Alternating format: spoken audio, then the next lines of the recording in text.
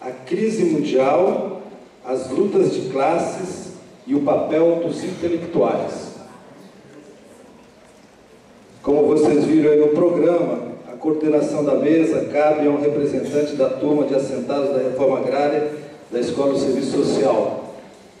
Então, já me apresento, eu sou Joaquim, sou militante do MST e estou aqui no curso de Serviço Social no 6º período, e que é um convênio que os movimentos da Via Campesina têm com o INCRA, com o PRONERA, que é o Programa Nacional de Educação na Reforma Agrária, que possibilita, então, os militantes dessas organizações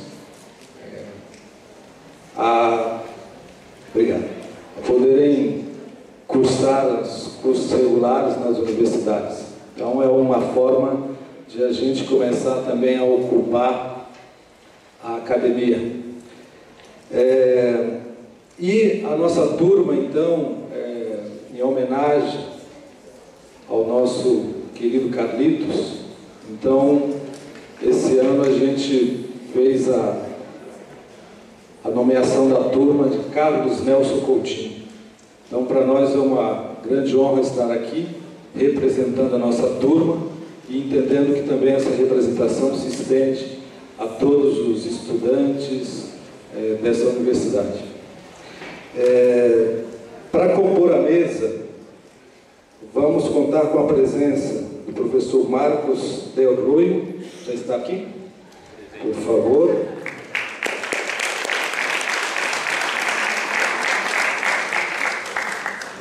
Também do professor Marildo Menegatti.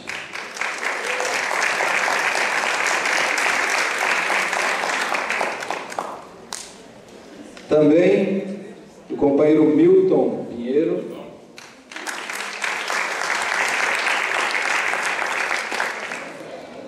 E como debatedora, a professora Cristina Bezerra.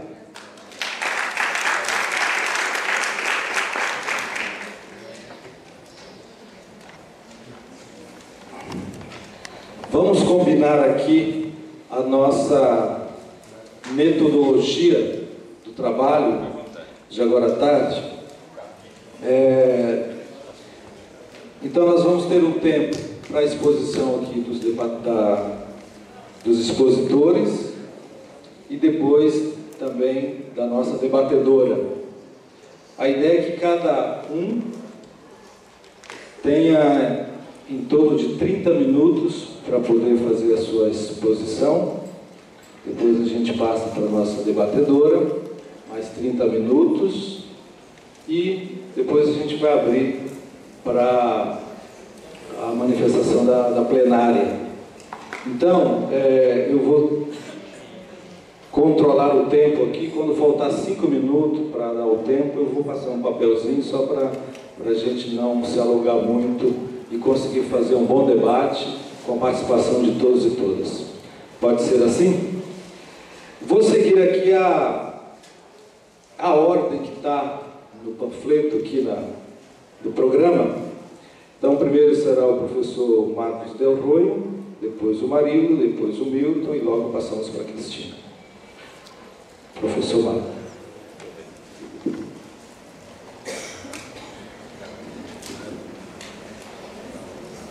Boa tarde. Nem me lembro quanto tempo faz que eu não falo boa tarde para um grupo grande de pessoas. Normalmente falo bom dia ou boa noite. Boa tarde faz muito tempo. Bem, evidente que estou muito satisfeito e agradecido por estar aqui nesse seminário internacional que homenageia com a maior justiça do mundo a figura do Carlos Nelson. E talvez seja o caso de começar fazendo uma pequena lembrança, um pequeno depoimento.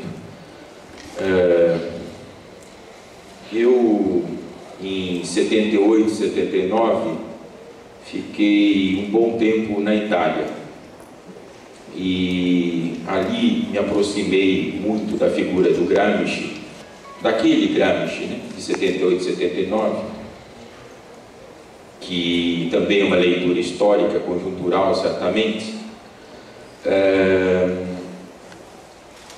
e também do Partido Comunista Italiano. Quer dizer, foi no retorno que efetivamente eu me vinculei ao Partido Comunista Brasileiro, numa conjuntura, digamos, de disputa. Na verdade, hoje se percebe que era uma crise estratégica tremenda que o partido vivia e que havia uma discussão muitíssimo mais rica do que aquela que eu era capaz de acompanhar no momento. Mas eu me lembro muito bem que houve um curso de formação realizado na Faculdade de Medicina em São Paulo, no final do ano, que foi um curso estupendo. Ali eu conheci, tive meu primeiro contato pessoal, visual, com figuras como Carlos Nelson Coutinho, Leandro Konder, Celso Frederico, Ricardo Antunes, Gildo Marçal Brandão, quer dizer, que foram todos um pouco mais velhos que eu, mas foram todas figuras de muita importância na minha formação naquele momento. Quer dizer, então quero destacar muito fortemente isso. Quer dizer, havia algumas dessas pessoas, o Carlos Nelson, que havia passado praticamente os anos 70 na Itália, mais especificamente em Bolonha, e isso eu fiquei sabendo depois, né? Não sabia na ocasião. Mas foi um primeiro contato, digamos assim, que foi muito marcante. Quer dizer, trago na minha memória isso muito forte, né? Então foi, digamos assim, o Carlos não foi meu professor, né? Digamos assim, institucionalmente, não foi meu professor na faculdade, mas foi seguramente meu professor digamos assim, de formação filosófico-política muito importante. Isso não significa que eu não tenha tido, quer dizer, várias desavenças e discordâncias nessas décadas que se passaram, né? Até pelo fato de eu viver em São Paulo e ele no Rio de Janeiro, os nossos contatos não foram na verdade, foram mais próximos nos últimos anos. Quer dizer, houve uma reaproximação nos últimos anos que também me deixa marcada a memória de uma maneira muito, muito feliz. Bom, dito isso, é evidente que o problema que era muito forte na figura do Carlos Nelson Coutinho, e evidentemente nas referências teóricas que ele mesmo insistia em dizer que eram as suas principais, quer dizer, que eram Lukács e Gramsci, era importante a questão dos intelectuais. Sempre foi para esses autores, os três nesse caso, né, o Carlos, o Lukács e o Gramsci, um tema muito importante e muito difícil, né?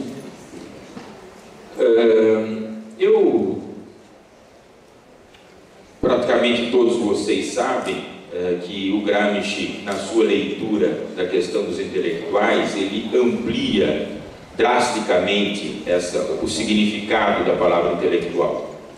Quer dizer, de uma maneira extremamente genérica, todos sabem, somos todos intelectuais. Nós aqui, por formação específica, todos nessa sala, mas também o pessoal que se ocupa digamos, da limpeza do campus, né? Somos todos intelectuais. Mas alguns ocupam a função de intelectual, quer dizer, creio que nós todos aqui nessa sala ocupamos essa função de intelectual. Dividia, numa primeira hipótese de trabalho, Gramsci, os intelectuais entre os tradicionais, quer dizer, aqueles herdados da ordem feudal, já formados na desintegração da ordem feudal, e os intelectuais que são organicamente ligados ao processo produtivo do capital. E daí intelectuais orgânicos do capital. Uma pergunta para a qual eu certamente não tenho resposta, eu coloco a questão se hoje ainda existem intelectuais tradicionais, ou a expansão do capitalismo, a apropriação do capital de todas as relações da vida, tornam todos os intelectuais orgânicos. Quer dizer, não estão todos os intelectuais ligados organicamente à produção e à reprodução da ordem. O administrador de empresas, evidentemente, o economista, o engenheiro de produção e, muito fortemente, isso foi lembrado aqui algumas vezes já nesse nosso encontro, a mídia. Quer dizer, então há um fecho global, né, uma organização da cultura e da intelectualidade em defesa da ordem do capital que é terrivelmente difícil de ser furada, né? E esse é o nosso desafio enquanto intelectuais, né? Pensar como organizar uma cultura e uma política antagônica à ordem do capital. Temos todos muito claro a dificuldade disso, né? De como isso possa eventualmente ser feito. Agora, essa dificuldade, quer dizer, digamos, essa totalidade orgânica da cultura e da política fechada em torno da defesa da ordem do capital, ocorre no momento daquilo que podemos chamar uma crise mundial, uma crise global. Quer dizer, qual é a característica dessa crise? Obviamente, como todo cenário conjuntural, né, de uma época histórica, é uma questão polêmica. Mas eu tomo, digamos, por pressuposto, mesmo consciente de ser polêmico, que nós vivemos um período de crise estrutural do capitalismo. Quer dizer, essa crise estrutural tem diversas características, mas aquela mais fundamental é a do declínio da taxa de acumulação. Quer dizer, é bastante demonstrável, né? Nem tudo é demonstrável, mas isso é demonstrável, o declínio da taxa de acumulação nos últimos 30 anos. Quer dizer, não há mais perspectiva de que globalmente o capitalismo tenha taxas de acumulação, digamos, chinesas, né? Quer dizer, hoje as taxas de acumulação na Europa, nos Estados Unidos, ficam lá tenteando, é 1,5, não caiu para 0,8. Quer dizer, essas são as taxas mundiais. Há alguma perspectiva de algum salto, digamos, que volte-se a crescer em termos de, pensando no raciocínio econômico, né, em taxas de 5%, 6%? É muito improvável. Quer dizer, o que acontece hoje? A enorme inovação tecnológica, o aumento da produtividade do trabalho, não incorre em aumento da taxa de acumulação.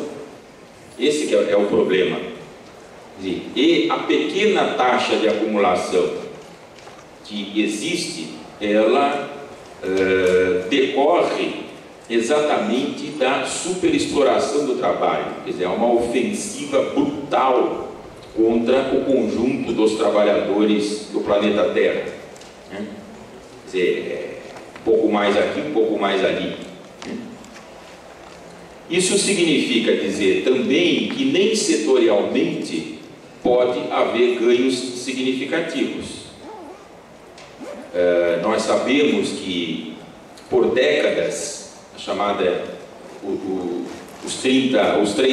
as três décadas douradas do capitalismo do pós-Segunda Guerra Mundial foram muito bonitas, aprazíveis, etc., na Europa, ou parte da Europa, nem toda ela, e nos Estados Unidos, ou na América do Norte. Quer dizer, hoje não é mais viável que isso ocorra, porque aquilo foi feito às expensas dos trabalhadores das chamadas periferias, da América Latina, da Ásia, da África.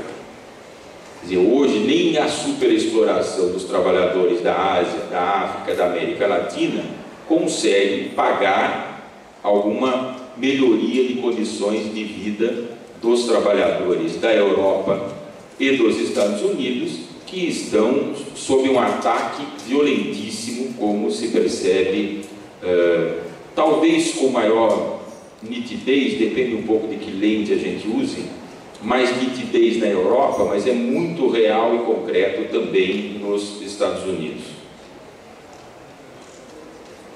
Quer dizer, o que agrava essa característica de crise estrutural, além de manifestações gravíssimas digamos, de crise ambiental, né, de uma destrutividade alarmante, que sempre existiu, evidentemente, mas ela está alarmante nessas últimas décadas, é algo que chama muita atenção, é a regressão social e cultural.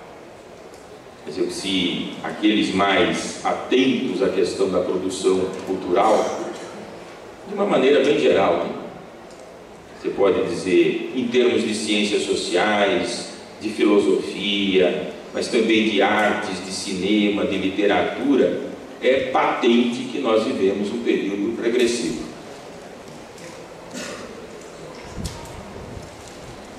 Quer dizer, os laços sociais estão se rompendo, né?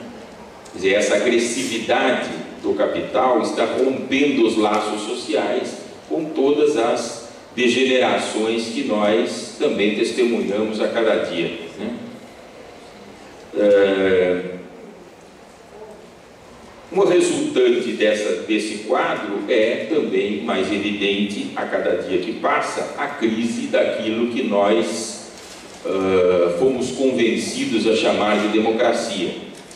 Claro que todos nós sabemos que as palavras, particularmente no campo das humanidades, estão sempre em disputa. O que significa democracia? Depende muito do ponto de vista, né? Nós vivemos numa democracia liberal burguesa, mas de um determinado ponto de vista, da burguesia. Seguramente o proletariado das periferias do Rio de Janeiro, de São Paulo, não deve achar a coisa muito democrática levando tiro, né? Então há uma certa perspectiva, não é evidente, não é relativo, mas há uma perspectiva de classe ao se avaliar o que seja democracia. Sabemos que os intelectuais orgânicos da burguesia, seus representantes mais fantásticos e honestos, né, como foram Tocqueville, Stuart Mill, Max Weber, Keynes, eles eram honestos, eles tinham clareza: eu estou do lado da burguesia. Todos eles disseram isso. Para nós a democracia é o despotismo da maioria, somos contra a democracia. Todos eles foram muito claros em relação a isso. O problema é que o movimento operário socialista revolucionário perdeu o controle da palavra democracia. Na disputa ideológica, ela foi perdida. Isso tem um quadro histórico muito determinado da Guerra Fria, mas enfim, essa é uma outra questão. Mas o fato é que perdemos isso. De todo modo, me parece indubitável que há uma crise da democracia liberal burguesa, ou da dominação burguesa como ela se manifestou nas últimas décadas. Estou aqui com os Estados Unidos e a Europa em mente, né? Quer dizer, qual a perspectiva da Europa? O agravamento da situação social na Europa, que se percebe de uma dramaticidade muito grande, nos indica o que imediatamente? Quer dizer, o esvaziamento da democracia é evidente. Quer dizer, há reformas institucionais, há reformas políticas, com uma gotinha de ironia, que esvaziam o que se conseguiu de espaços democráticos em décadas de luta. Isso vem ocorrendo, porque eu acompanho um pouco melhor, clarissimamente na Itália, mas em outros lugares também, né? Quer dizer, qual a solução que as classes dominantes apresentam para resolver a crise na Grécia, em Portugal, na Espanha, na França? É o esvaziamento das instituições democráticas que se conseguiu com décadas de luta. Quer dizer, numa crise dramática, nós estamos mais próximos de uma revolução socialista ou de alguma variante de fascismo liberal? Me parece, infelizmente, a segunda hipótese é a mais próxima, né? Isso significa o quê? E significa que aquilo que nós poderíamos chamar de nossa classe, a classe do trabalho, ela, numa perspectiva mundial, ela vive numa situação de tal inorganicidade, quer dizer, ao mesmo tempo que nós temos um proletariado mundial gigantesco, mas de uma maneira tão fragmentada e inorgânica, que nós não podemos falar na existência de uma classe operária, de uma classe trabalhadora, de uma maneira mais vasta. Por um motivo muito simples. Classe pressupõe algum grau de consciência. O proletariado se faz classe, ou seja, ele se organiza de uma maneira consciente. Em um determinado grau de consciência, ele se faz partido.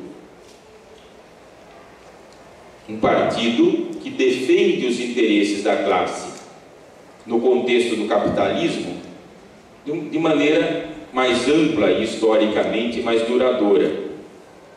Mas também no momento em que esse grau de consciência se eleva até a proposição ou a consciência de que o capitalismo deve ser superado historicamente, quer dizer, isso é a proposição da hegemonia.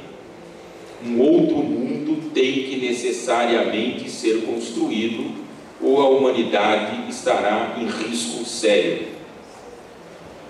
Quer dizer, é uma espécie que estará em risco, não é uma civilização, não é determinada forma social, é uma espécie que estará em risco.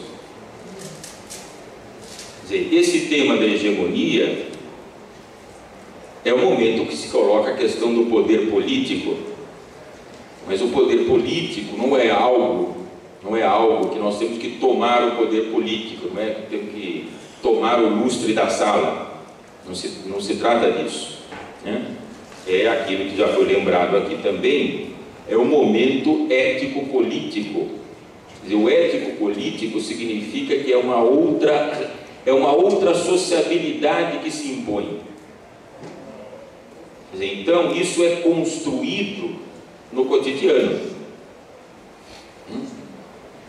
Lembrava o Lukács, o que é o socialismo? É a democracia da vida cotidiana. No momento que estabelecermos a democracia da vida cotidiana, uma nova ética, o poder político, ele significa que ele está difundido, diluído, não está concentrado em alguma coisa, em uma organização específica. Ora, veja-se então a importância crucial, novamente, dos intelectuais, dos intelectuais que podem se referir à nossa classe, que tem uma identificação de classe, uma identidade com a classe. Pode ser emotiva, subjetiva ou, muito melhor, na prática política concreta, até no seu cotidiano, né? Que é algo que tem se mostrado muito difícil precisamente pela fragmentação da classe, ou melhor, pela não existência da classe. E daí a riqueza impressionante que aparece na formulação do Gramsci de, a um certo momento, poderia se supor que o Gramsci escrevia grupos sociais subalternos para, digamos assim, enrolar a censura do cárcere. Mas não era isso, na minha avaliação, evidentemente. Quer dizer, o que o Gramsci percebia é que a classe operária que existia em torno de 1920, ela foi violentamente derrotada, inclusive na Rússia. E ali começava, pela ação do capital, a se fazer uma outra massa de trabalhadores, que não era a classe, que era uma massa de trabalhadores fordistas, tayloristas, que ele imaginava que no correr das décadas, pelas condições concretas de trabalho, virão a ser uma classe e um partido, com uma possibilidade de se construir a transição socialista num nível muito mais elevado daquele baixíssimo, né, que se intentou inicialmente na Rússia e mesmo na Europa, daqueles anos de 17 a 21, mas que acabou derrotado. Então, veja, o nosso desafio é manter o contato com esses grupos sociais subalternos e tentar nos articular com eles. Não a ideia de levar a consciência para os coitados que não têm consciência nenhuma, isso não é? Ninguém aqui é Espírito Santo, imagina, né? Para levar a consciência de fora nesse sentido, né? Nesse sentido. Então é um desafio tremendo e há pouquíssimas respostas, né, para isso. Eu acho que há uma enorme pergunta, né, que é coletiva para nos desafiar e entendendo que nós vivemos nessa crise mundial avassaladora, né, que é uma crise estrutural do capitalismo e que traz desafios gigantescos para nós todos, em toda a parte do planeta.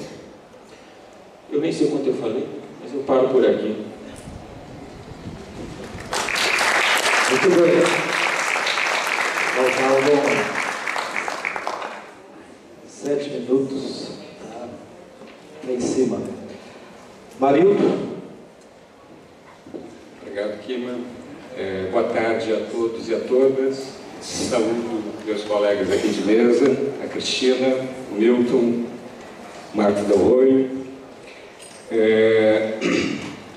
Eu vou começar primeiro com uma pequena referência sobre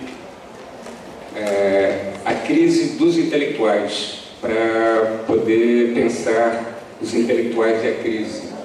E vou fazer 3 referimentos muito rápidos, muito simples, em relação a isso. O primeiro, não sei se todos assistiram um filme do Charles Ferguson chamado Trabalho Interno, né? É um documentário em que ele pretendia expor um pouco alguns aspectos da origem da crise de 2008. É uma abordagem tipicamente hollywoodiana, mas o que me interessa nessa referência ao filme é um bloco do documentário em que ele mostra as relações promíscuas entre professores universitários, governo, mídia e Wall Street, né? Ou seja, mostrando exatamente a ausência de autonomia intelectual que hoje graça pela academia, né? E como os intelectuais cumpriam ali um papel de sustentar uma realidade absolutamente insustentável, né? De justificar algo absolutamente insustentável. Usei o exemplo americano, mas qualquer semelhança com o Brasil não será mera coincidência. Um segundo aspecto, este mais próximo a nós, né? Eu queria lembrar a vocês o quanto a intelectualidade, primeiro, silenciou diante de Fernando Henrique, né? Boa parte da intelectualidade brasileira se identificou com Fernando Henrique, principalmente a acadêmica, e gostaria de lembrar que alguns, agora durante o governo do PT, alguns intelectuais fizeram inclusive voto de silêncio, intelectuais petistas, né?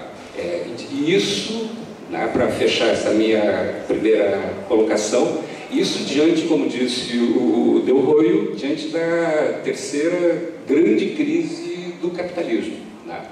Então, me parece que pensar um pouco os intelectuais e a crise é, antes de mais nada, tentar pensar a crise dos intelectuais. Se a minha primeira referência é esta crise dos intelectuais, me parece então que a figura do Carlos Nelson ela pode ganhar aqui uma relevância, né, justamente em contraposição a isso, de um intelectual, né, que ao seu modo estava profundamente articulado, né, com uma leitura do real e com uma tentativa de decifração dessa crise, né. Eu vou pegar 3 passagens da obra do Carlos Nelson, 3 temas sobre a crise, que eu vou usar para pensar o que eu vou expor sobre a crise da nossa época. Faço isso, e antes de fazer isso, preciso aqui me explicar, né, por que eu faço essa opção. Porque eu quero, através disso, justamente reforçar uma característica fundamental do Carlos Nelson, né, que era... através do pensar diferente também, né? E aqui eu quero mostrar para vocês que, apesar das minhas diferenças com várias abordagens do Carlos Nelson, ele sempre foi para mim uma impressionante fonte de inspiração, né? E quero mostrar para vocês que vários aspectos do que eu penso, né, do que eu trabalho, né, eram diálogos às vezes silenciosos, né, mas extremamente pertinentes em relação à realidade que eu fazia aqui com este grande mestre que foi o Carlos Nelson Coutinho. O primeiro tema que eu vou relembrar aqui do Carlito é uma passagem dele, todos eles, tá, do livro Ensaios contra a Corrente, é uma passagem dele sobre a crise do capitalismo nos anos 90. Diz ele, abre aspas, o capitalismo evidencia, talvez, mais do que nunca, suas insanáveis contradições. No fenômeno do desemprego estrutural, que hoje marca tanto o capitalismo central quanto o periférico, torna-se clara a atualidade de uma velha tese de Marx, segundo a qual o desenvolvimento das forças produtivas entra em contradição com a conservação das relações de produção fundadas na propriedade privada. Portanto, aqui um primeiro tema que eu retiro da obra do Carlos Nelson e que eu vou tentar trabalhar na exposição sobre a crise do nosso tempo. Uma segunda passagem, né, também temática, importante, diz o Carlos Nelson, abre aspas, se a sociedade brasileira não for capaz de resistir, impedindo a continuidade das políticas neoliberais, estaremos brevemente entregues à mão invisível do caos. O destino da democracia no Brasil está hipotecada. Ele depende de nossa capacidade de impedir que o neoliberalismo conduza ao definitivo desmonte da nação. E uma terceira passagem da obra dele, que também é um tema que me é muito caro, né, diz o Carlos Nelson.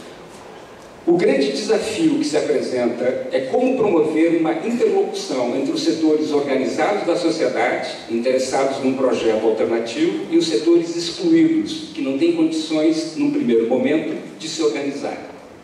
Portanto, eu vou usar essas 3 passagens como o fio condutor da minha leitura sobre a crise atual. Fazendo aqui uma rápida síntese, né, do que eu destacaria desses 3 momentos, né? A ideia de uma crise estrutural do capitalismo, concordo plenamente com Marx, né? Eu vou depois tentar mostrar porque esse conceito e essa caracterização ela é extremamente pertinente, né? Segundo, essa crise do capitalismo ela está levando, né, a um processo de regressão de larga escala, que a ideia do desmonte da nação me parece uma ideia absolutamente pertinente, né? Ou seja, as formas nacionais pelas quais nós até então pensávamos a política, elas começam a se dissolver. E em terceiro, né, este elemento muito importante de quem produz e quem está posicionado a fazer uma ação, né, de resistência e de luta contra a barbárie nessas condições históricas, né? E essa preocupação do Carlos Nelson com essas massas, né, que ele chama aqui de setores excluídos, né, me é muito caro.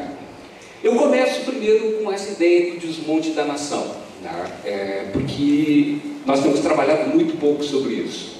Os últimos 12 anos de petismo no governo anestesiou o nosso senso crítico de que o que nós temos aqui é a continuidade do que houve nos anos 90, né? E que desde os anos 90 o Brasil passa por um largo e profundo processo de regressão social. Não houve qualquer mudança neste processo de regressão social. O que o PT fez foi uma excepcional fórmula de gestão da inércia da barbárie, mas ele não modifica a lógica da barbárie da nossa sociedade. O que caracteriza este processo de regressão à barbárie da nossa sociedade? Um aspecto fundamental do meu ponto de vista é o esgotamento das nossas possibilidades de um processo de modernização. Em que base se deu o nosso processo de modernização? Ele se deu nas bases de uma rápida, né, industrialização e urbanização feita ao longo de 8 décadas. As 8 décadas, né, da década de 30 até a primeira década do século XXI, década de 30 do século XX até a primeira década do século XXI, nós temos aqui um dos processos mais impressionantes da história ocidental de transferências de massas do campo para a cidade e de industrialização acelerada. Ao longo do século XX, depois do Japão, o país que mais cresceu no capitalismo, na história do capitalismo, foi justamente o Brasil. Até a insana industrialização da China, nós havíamos sido o maior êxodo rural da história. 40 milhões de brasileiros, em curto período de tempo, foram jogados do campo para a cidade. Por que este processo se esgota? Ora, esse processo tem várias razões para se esgotar. Né? A primeira razão para ele se esgotar tão rapidamente é as bases sobre as quais ele se fundou. Né? O nosso processo de modernização ele se fundou sob uma forma altamente subordinada. Os aspectos centrais da determinação deste processo não eram soberanos, não eram autônomos. Eles não competiam a uma decisão do destino determinada pelos próprios brasileiros. Isso explica porque nesses 80 anos nós tivemos muito mais períodos de ditadura do que períodos de democracia. Portanto, vejam, a combinação de ditadura com um processo subordinado, né, de industrialização e de urbanização tornam este processo um processo de fôlego curto. Ele durou, no máximo, 3 gerações.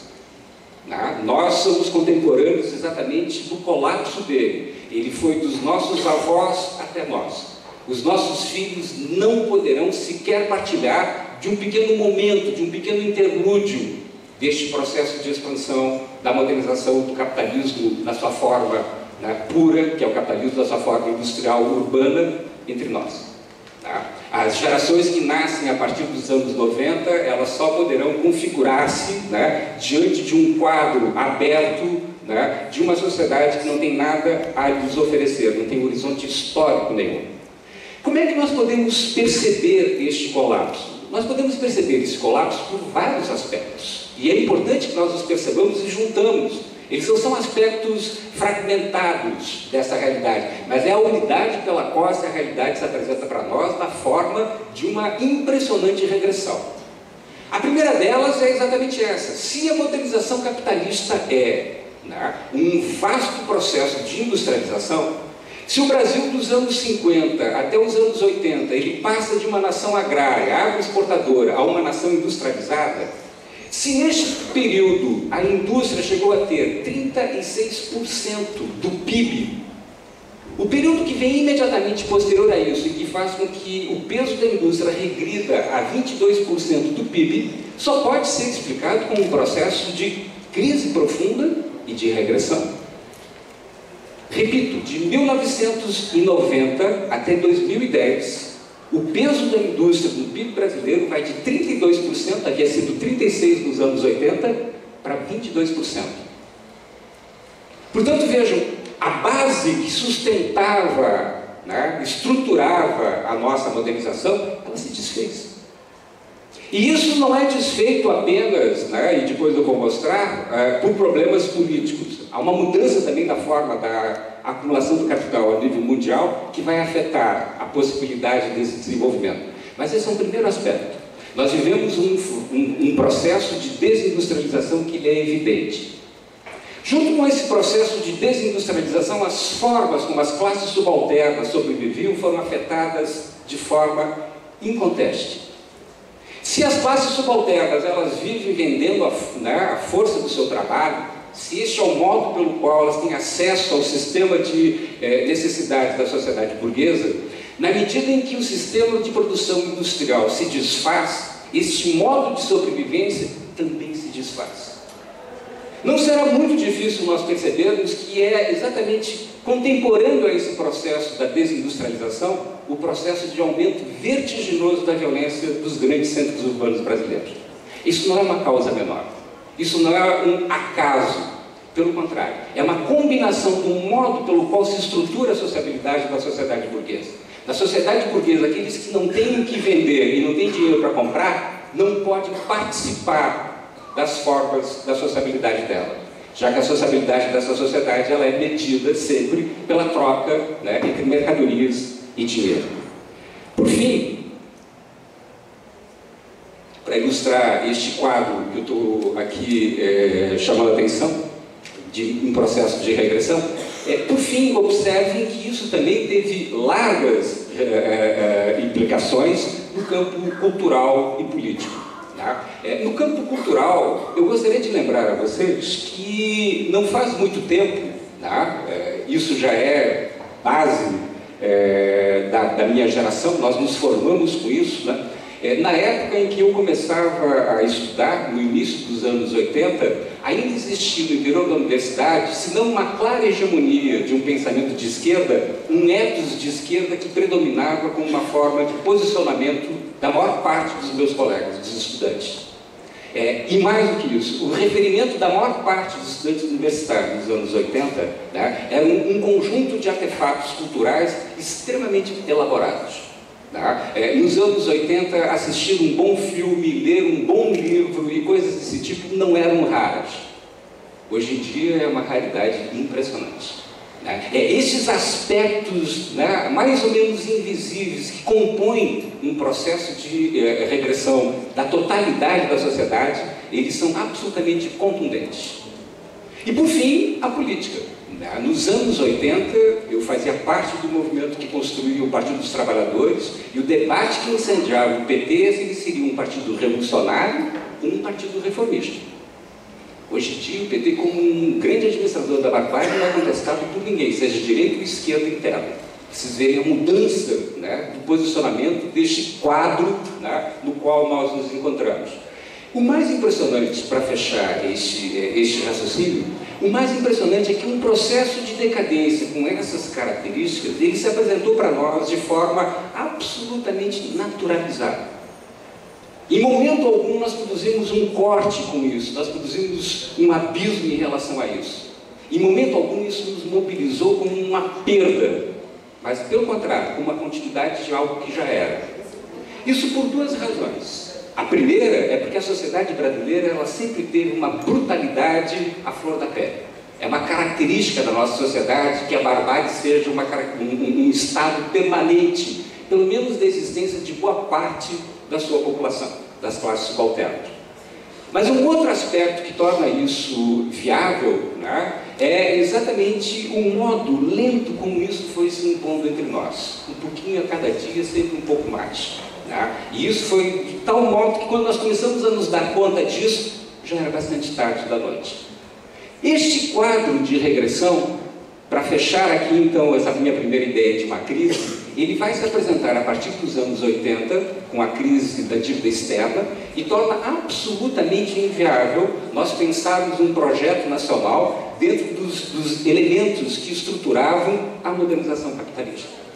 Pensarmos um projeto nacional com os elementos de uma economia industrializada, com os elementos da formação do Estado Nacional e com a cultura que foi compatível com esse processo, a partir dos anos 80 era cada vez mais difícil e hoje em dia é apenas uma melancolia. Nós não podemos mais pensar essa nossa realidade em cima desses moldes. Ora, este colapso da sociedade brasileira, ele não foi único. Ele faz parte de uma crise geral.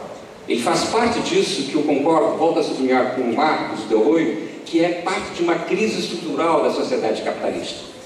Como esse nosso colapso interno ele se junta com o colapso mais geral do capitalismo? Porque vejam só, o que eu estou dizendo aqui, como parênteses, é uma coisa muito estranha, né? Eu estou dizendo para vocês que o triunfo do capitalismo após os anos 80, após a queda do Muro de Berlim, tá? É exatamente a sua crise. Vejam, nós poderíamos pegar essa ideia da crise do capitalismo, a sua fadiga, a partir justamente dos anos 70. Quando nós olhamos, né, a crise que se instaura nos anos 70, o que isso vai impor em torno da transformação, né, das formas de produção do capitalismo, nós vamos observando que este modo de produção ele chega em uma fase histórica em que ele não tem mais todos os elementos que ele teve até então, né, em que ele podia se expandir, removendo todas as suas barreiras. A partir dos anos 70, as barreiras internas à acumulação do capital vão se tornando pesados fardos irremovíveis. Me permitam ser mais claro sobre isso a partir de 3 sintomas muito nítidos e o que isso implica em relação aos limites internos do capital. Primeiros sintomas. O colapso do Brasil não é único. Se nós olharmos para os nossos vizinhos argentinos, nós vamos ver que eles colapsaram ao mesmo modo, talvez de forma muito mais dramática, o que é característico dos argentinos, do que nós. Mas o colapso é evidente. Se nós olharmos para o Uruguai, é a mesma coisa. Se nós olharmos para o México, se nós olharmos para o Oriente Médio, né? Enfim, há um largo esforço que repete o que nós fizemos de modernização do século XX. O final do século XX ofereceu justamente este esforço como ruim. Nós não estamos só nisso. Mas se nós olharmos um pouco mais, de forma mais impressionante, nós vamos observar que aquela experiência do leste europeu não foi nada mais, nada menos que também uma experiência semelhante à nossa de modernização tardia de uma sociedade agrária. O Marcos Del Roio falava aqui na intervenção dele, e eu gostaria de sublinhar, talvez tenha ficado com uma frase perdida, mas muito importante do raciocínio dele. Já na década de 20, a Revolução Russa havia sido derrotada. E ela ganha aqui contornos cada vez mais, né, deste processo violento, tardio, de modernização, de industrialização. A experiência da União Soviética não foi nada mais, nada menos do que esse processo de jogar imensas quantidades de massas camponesas para o espaço urbano e de uma industrialização acelerada. Observe que o colapso da União Soviética ele tem a mesma idade do nosso colapso com a dívida externa. E junto com o colapso da União Soviética, toda aquela experiência de industrialização tardia do leste europeu. Portanto, veja, há um ponto de ligação entre essas experiências periféricas de industrialização, seja as da América Latina, seja as do Oriente Médio, seja as do leste europeu. E, por fim, um terceiro aspecto aqui para nós observarmos esse sintoma é o desemprego estrutural, como mostrava o Carlos Nelson na passagem que eu li. O desemprego estrutural ele não foi comum apenas aos países do terceiro mundo. O desemprego estrutural ele se tornou comum aos países europeus desde os anos 80. França, Alemanha e vários outros países começaram a conviver com taxas altíssimas de desempregados. Algo que era marca de um período de crise e eles tinham que conviver com essas taxas de desempregados num período normal. Né? Muito bem, se isso é, então, o quadro em que nós vivemos, né, um colapso generalizado das possibilidades de expansão do capitalismo na sua periferia e a sua fadiga no centro, o que produz essa fadiga e esse colapso? Eu concordo de novo com o meu colega de mesa, com o Marcos, que o segredo disso está justamente numa lógica interna ao capital. É da natureza do capitalismo uma contradição interna a ele. O capital ele tem uma contradição interna que é próprio de uma sociedade alienada. Qual seja a sua contradição interna? Como uma sociedade que funciona basicamente a partir de uma tautologia, em que o dinheiro precisa se transformar em mais dinheiro, essa tautologia, para se realizar, ela depende da concorrência dos produtores independentes. Ora, na medida em que os produtores precisam se apropriar de um lucro que todos eles produzem, mas ele não é uma apropriação individualizada, mas é uma média social. Essa média social ela vai variar segundo o nível do desenvolvimento das forças produtivas de cada produtor. E na medida em que o desenvolvimento das forças produtivas de cada produtor privado é determinante na apropriação deste lucro, desenvolver permanentemente as técnicas é um elemento estratégico na apropriação da taxa de lucro. Mas ao mesmo tempo em que é fundamental para aquele que se apropria da taxa de lucro maior desenvolver a técnica, ele está, por outro lado, contraditoriamente, eliminando os fatores que produzem o lucro, que é a eliminação de trabalho vivo, que é a única fonte possível de produção de valor no processo de valoração do capital. Portanto, vejam, esta é a contradição do capitalismo. O capitalismo é esta contradição. A partir dos anos 70, essa contradição ela chega num paroxismo. Qual é este paroxismo? Este paroxismo é basicamente o seguinte: a quantidade de capital acumulada no mundo, ela não encontrava qualquer espaço razoável de valoração.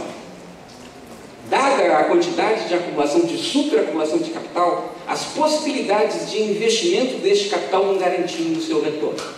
Um exemplo básico disso, que já começa nos anos 70, mas bate forte nos nossos dias, é, por exemplo, a exploração de petróleo. Se vocês observarem isso que se discute, que é a exploração do pré-sal, os empregos que o pré-sal vai produzir serão muito poucos. Repito, os empregos que o pré-sal vai produzir serão muito poucos. Uma plataforma com 200 petroleiros, ela retira por dia mais de 3 mil barris de petróleo, 5 mil barris de petróleo. A quantidade de valor que isso produz não é determinada pelo trabalho desses indivíduos ali diretamente ligados àquela produção.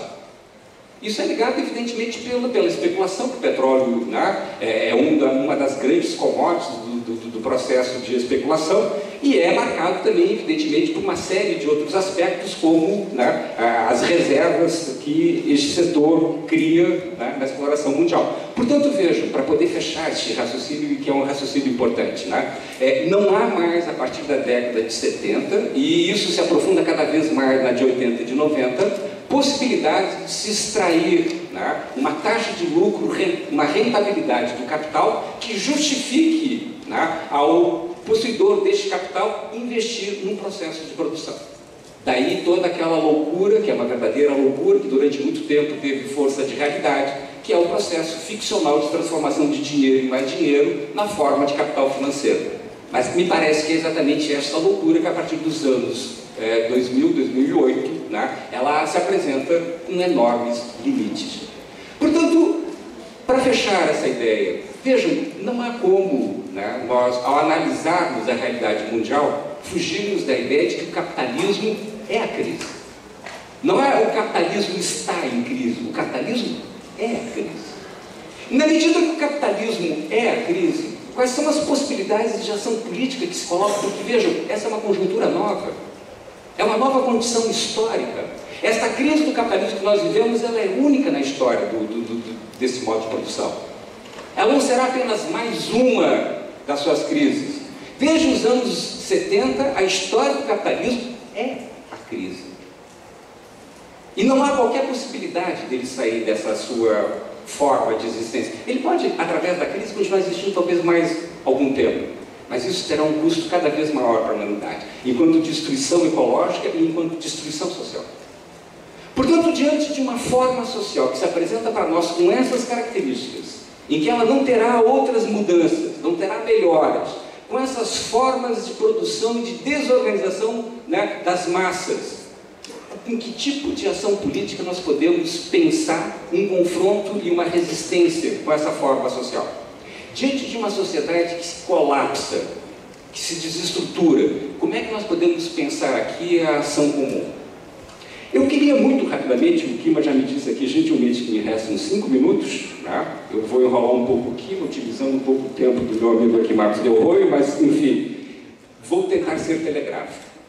E vou, ao meu modo, colocar o Kima no debate. Eu vou falar do movimento sem terra.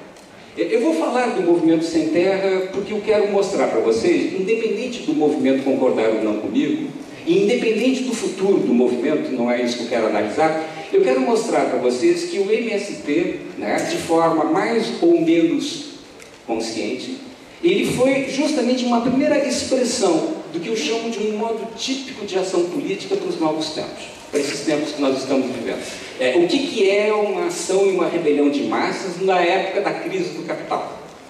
Para que essa minha hipótese ela possa ser compreendida, eu tenho que dizer para vocês que eu não acho que o MST é um movimento de camponeses. Não acho. Para poder explicar que o MST não é um movimento de camponeses, nós não ficarmos aqui no campo da crença, eu acredito e você acredita, né? Deixa eu dar um dado. A partir dos anos 90, boa parte das massas mobilizadas pelo movimento Sem Terra, elas eram arregimentadas nas grandes periferias da cidade. Seja do Sudeste, seja do Sul ou de algumas regiões do Nordeste, mas principalmente no Sudeste e algumas regiões do Sul, né, a enorme maioria, né, se vocês me permitirem isso, né, das massas que afluíram ao MST neste período, elas vinham justamente do espaço urbano, como massas recém-imigradas, ou como massas desempregadas eternamente, ou como massas recém-desempregadas.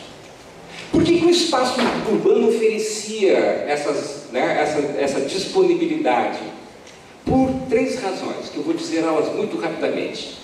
Primeiro, né, por um processo histórico da modernização tardia, né, do capitalismo na periferia. Né? Nesses países que se modernizam tardiamente, se produz um mercado de trabalho imperfeito, ou seja, as técnicas que vão se utilizar nesse processo de modernização já são técnicas que poupam muito trabalho humano.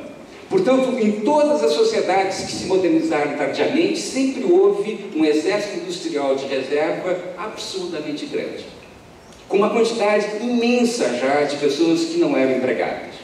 Vide, por exemplo, a teoria da marginalidade, que fez justamente esse diagnóstico na América Latina nos anos 60 e 70. Segundo aspecto que vai tornar disponível essas massas a serem arregimentadas por um movimento como o MST, o desemprego do processo de desindustrialização. O Márcio Postman, que é uma fonte aqui que ninguém vai colocar em suspeita, o Márcio Postman diz que nos anos 90 se produziram 10 milhões de desempregados no Brasil. A desindustrialização no Brasil dos anos 90, só nos anos 90, produziu 10 milhões de desempregados. E o auge do MST é justamente os anos 90. E, por fim, um terceiro elemento que vai se juntar a essas massas, e é um elemento novo, que é o desemprego tecnológico. Né? Tanto presente nas renovações tecnológicas da indústria automobilística, da metalurgia, bancários e por aí afora.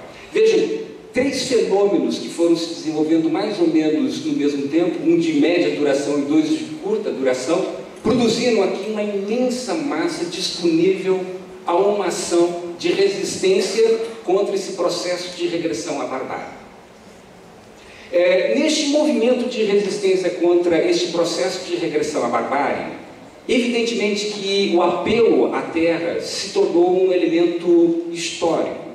Era exatamente aquela forma de organização da luta que se tornava mais viável, mas podia ter sido outra.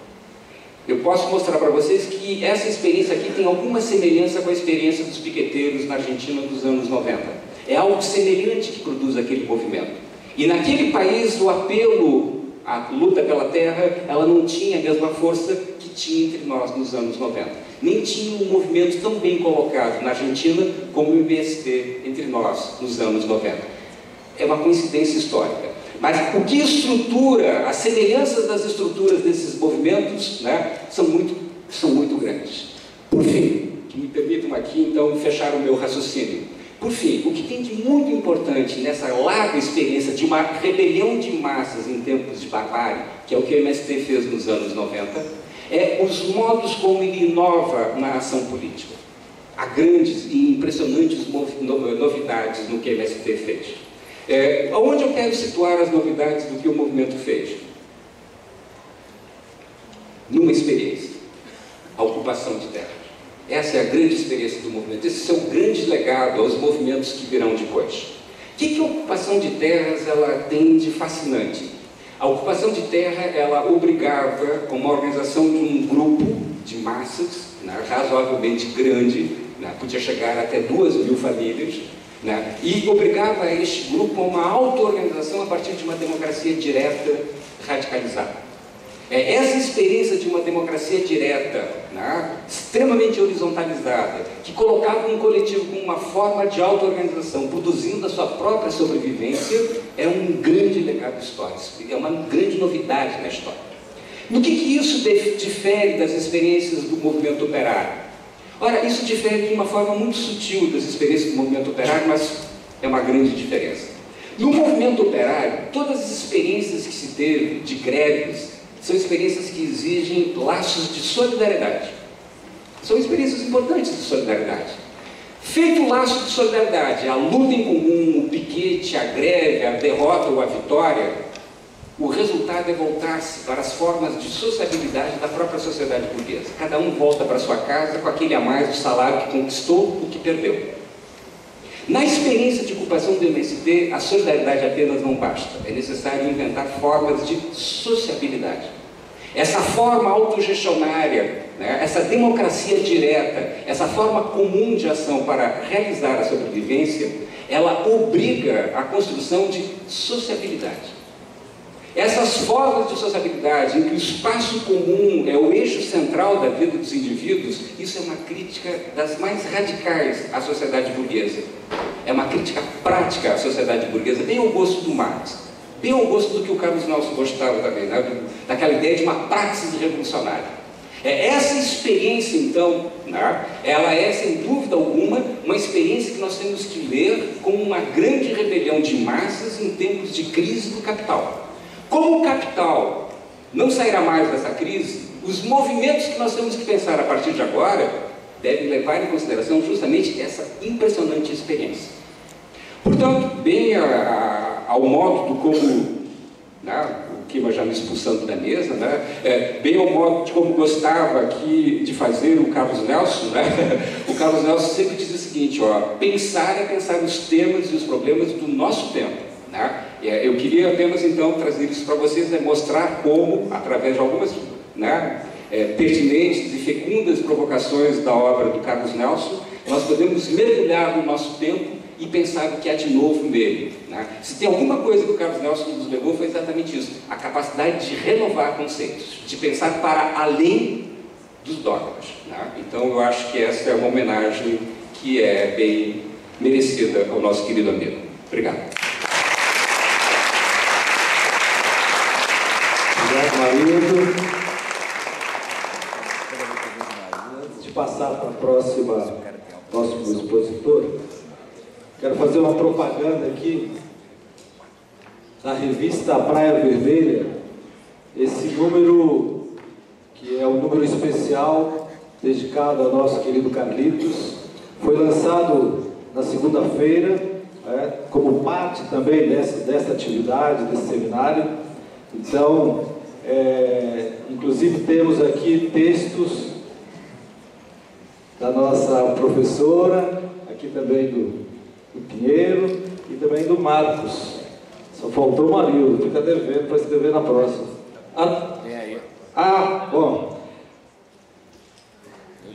E o outro é esse livro aqui importante, que foi lançado já há alguns meses, que reúne também toda uma coletânea de escritores que fizeram toda a sua reflexão em torno da obra do Carlitos.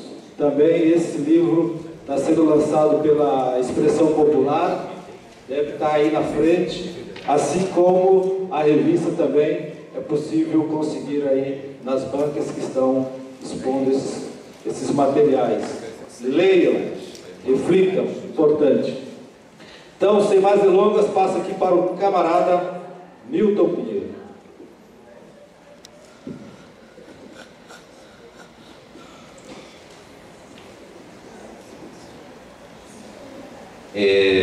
Boa tarde a todos e a todas. Em primeiro lugar, me somar nessa justíssima homenagem ao professor e camarada Carlos Nelson Coutinho, agradecer o convite dessa escola na figura do professor Marcelo Braz para estar aqui presente e participar desse debate. reafirmar o prazer de estar aqui com o Joaquim, que alguns debates já tivemos no Conselho do Brasil de Fato, em São Paulo, do amigo e camarada Marcos de Arroio, em debates na minha universidade, na universidade dele, pelo Brasil, e algumas noitadas pela Centro de São Paulo. Essa parte a gente comenta depois, e o prazer de estar aqui com Cristina e com Mareulo nesse primeiro instante. É importante resgatar nesse debate, entre tantos resgates que precisamos fazer, que o capitalismo tem como irmã siamês, evidentemente, a sua crise constante. Qualifico desse processo secular do capitalismo 4 instantes de crise da mais profunda dimensão. E nesses instantes de movimentação da sociabilidade e de movimentação do capital para se revalorizar, as características dessas crises, elas não se repetem apesar de ter algo que movimente no fio condutor. Isso é importante compreender para pensarmos também a resposta necessária a essa articulação do capital. Isso ocorreu no final do século XIX, isso adensou-se na crise de 30, isso gerou uma nova forma de se relacionar na contradição de classe nos anos 70, e mais recentemente, em virtude da financiarização do capital, ou em especial do capitalismo, as contradições apresentam novas questões para o movimento operário, para os lutadores, diante da perspectiva de barbárie apresentada pelo modo de produção capitalista. Eu parto de uma compreensão de que estudar a crise, no seu sentido de conjunto, na sua perspectiva dialética, ela pode ser encontrada não necessariamente num ponto ou no outro da obra de Marx, mas especificamente no conjunto articulado de uma visão de historiador que ele tem sobre o capitalismo, sobre o movimento do capital, que a gente pode encontrar no seu livro clássico mais importante, que é o próprio livro O Capital. Discutir a crise, num momento como esse, é de suma importância diante da compreensão do pensamento neoclássico, que faz de conta que essa é uma demanda do ajuste do sistema. Nós não encontramos, na perspectiva dos neoclássicos, algo que remeta especificamente a um debate onde vai se colocar a questão da crise de modo mais geral. Vai particularizar e especificar situações, vai vulgarizar a perspectiva analítica na sua dimensão de totalidade e vai fugir essencialmente desse debate por um viés ideológico. Afirmar que não existe um movimento da crise é afirmar a existência eterna do seu modo de produção. Então eu quero, no primeiro momento, dizer que a dinâmica da crise remete ao seu tempo específico, portanto ela é diferenciada, e no segundo momento remete que essas contradições geram essencialmente respostas mais contundentes ou menos contundentes, mais revolucionárias ou menos revolucionárias do conjunto do movimento operário e das lutas populares em várias partes do mundo. O elemento central dessa crise, há um consenso que eu considero sistêmica, com grau de crise estrutural em aspectos, em segmentos do próprio sistema, não numa determinação geral dessa ordem, ela pode encontrar elementos na desproporção evidente que ocorre entre os diversos departamentos da economia. Ela pode ter características que em alguns setores do globo pode ser qualificado como de superprodução, em especial no centro do sistema. Ela pode ter características de subconsumo em algumas regiões do planeta. E ela tem, por excelência, dois fatores pertinentes nesse momento. Por um lado, uma essencial superacumulação em alguns setores, evidentemente, mas em especial a queda da taxa de lucro, que tem afetado a manutenção, a rotatividade e o aprofundamento daquilo que o sistema tem como objetivo, que é a extração permanente de mais-valia. Essa crise, para usar um termo que se aproxima do que Mesaros faz, sem necessariamente absorver a sua conceituação, ela tem gerado uma perspectiva de rompimento sociometabólico daquilo que o capital tem como seu movimento mais específico. E esse rompimento tem gerado essencialmente uma contradição entre a necessidade de acumulação e a pauperização das condições de vida dos trabalhadores e da população em geral em várias partes do mundo. Essa pauperização pode ser encontrada em situações até mesmo no estudo clássico de Engels sobre a situação da classe operária na Inglaterra. Em tempo tão remoto, isso se reproduz em diversas questões diárias naquelas mesmas condições. E por outro lado, o movimento mais clássico dessa necessidade de reprodução e dessa necessidade de revalorização do capital é algo que anteriormente uma variante do capital, afirmada como neoliberal, dizia que era o ponto que levava à crise, ou seja, o fundo público.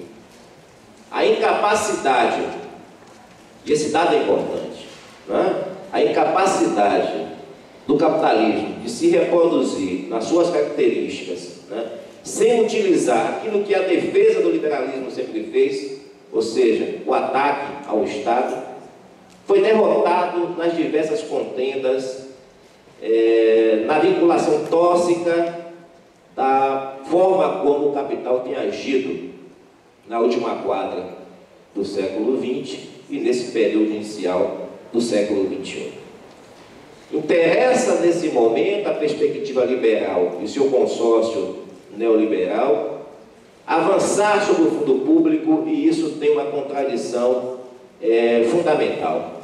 A contradição fundamental é retirar das condições de convívio de Estado e sociedade aquilo que é mínimo aos trabalhadores, aquilo que é mínimo à questão social, aquilo que é mínimo à possibilidade de reproduzir, ainda nos marcos do capitalismo, a existência de todos nós, em especial dos trabalhadores, em particular da classe operária. Esse sentido de ataque ao fundo público, ele ganha uma conotação política importante. Ele ganha a inversão das prioridades. Ele ganha o choque e o contraditório dos interesses, abertamente explícito na contenda de classes, nesse momento que estamos debatendo. Então, isso se apresenta nos diversos ajustes, e aí a palavra de ordem, a consigna, a bandeira do capital, do eterno ajuste público, que vira senso comum no noticiário entre nós. Os trabalhadores talvez não tenham conhecimento de termos que digam respeito aos seus interesses, mas vai dormir e acordar com a Rede Globo dizendo da necessidade do ajuste fiscal, da necessidade de conter os gastos, e às vezes ele reproduz isso sem entender que aquilo é uma bandeira essencialmente de ataque aos seus interesses. E esse ajuste do fundo público, essa necessidade do Estado, aí, me permito uma expressão bastante ortodoxa, agir enquanto representação do poder executivo da burguesia, tem pautado a vida social. Tem pautado a vida social pela retirada imensa dos direitos que afeta a educação, e aqui a gente está no ambiente da universidade, um órgão essencial para se entender isso, mas também, especificamente, a educação básica, as características daquilo que se relaciona com a assistência social, com a saúde e diversas outras questões de relevância que tocam só a dimensão social, e algo que é característico do capital no seu movimento político, a contra-reforma, ou, para usar um termo do Florestan Fernandes, né, a contra-revolução permanente antes de qualquer movimento dos de baixo, antes de qualquer ação do conjunto da sociedade, em particular, repito, dos trabalhadores. Mas esse mesmo movimento, dialeticamente contido nas suas diversas esferas, ele vai avançar para algo muito mais contundente e especial. Ou seja, ele gera entre os trabalhadores uma crise de subjetividade.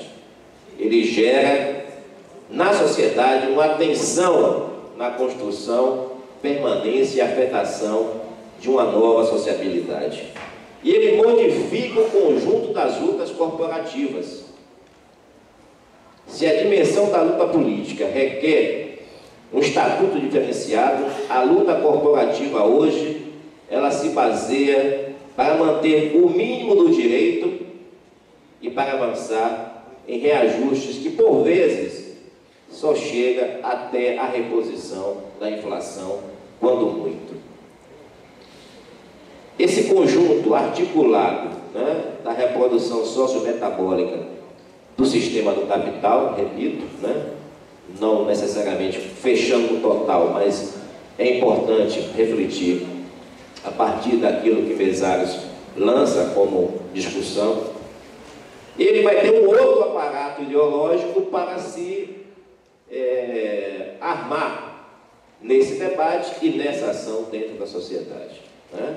Então o Estado vai surgir agora como um estimulador, né, não da livre manifestação do mercado, mas daquele que vai ajudar o mercado a se estabelecer no contexto da cena política que vivemos.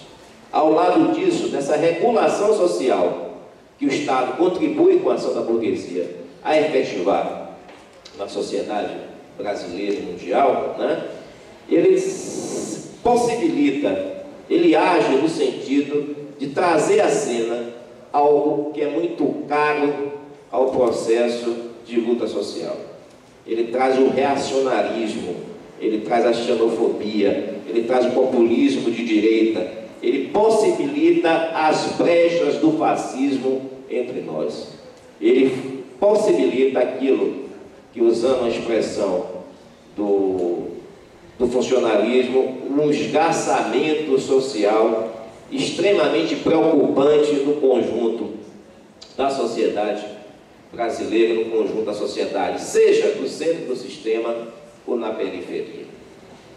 Isso foi visto recentemente. Nós percebemos essas contradições afloradas na sociedade recentemente no Brasil, vimos isso no Brasil e estamos vendo, né, isso no conjunto dos países.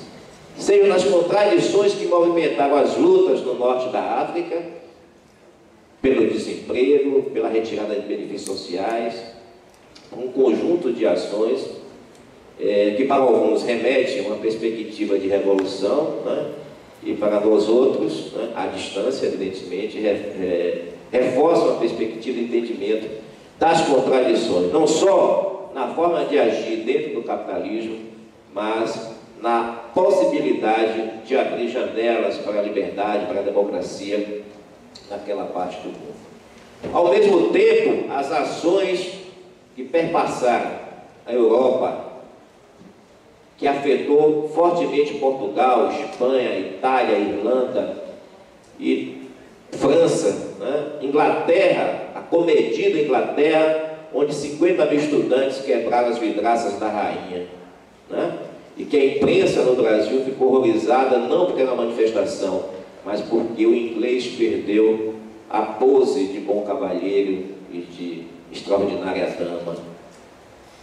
Esse processo, evidentemente, tem gerado um componente político que tem se afirmado sem a devida compreensão da teoria política, dos departamentos de ciência política, e digo isso, que sou professor e lotado no departamento de ciência política de uma universidade pública, onde é muito mais interessante fazer estatística das eleições do que pensar o movimento e as contradições políticas na sociedade.